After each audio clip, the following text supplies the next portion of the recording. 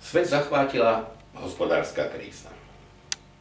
Treba však povedať, že dodržiavanie maastrichtských kritérií stability ekonomík bolo porušované i v časoch najväčšej európskej prosperity.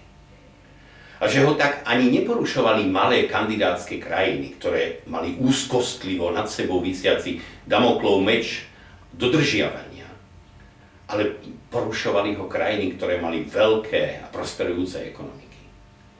Ak sme už v eurozóne, je našou úlohou trvať na dodržiavaní pravidiel hry.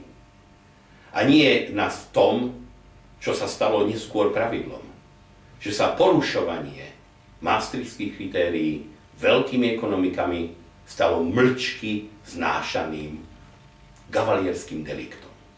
Pravidlá platia pre všetkých, padni komu padni. Inak menová stabilita a budúcnosť Európy ako ekonomickej zóny stojí na vode.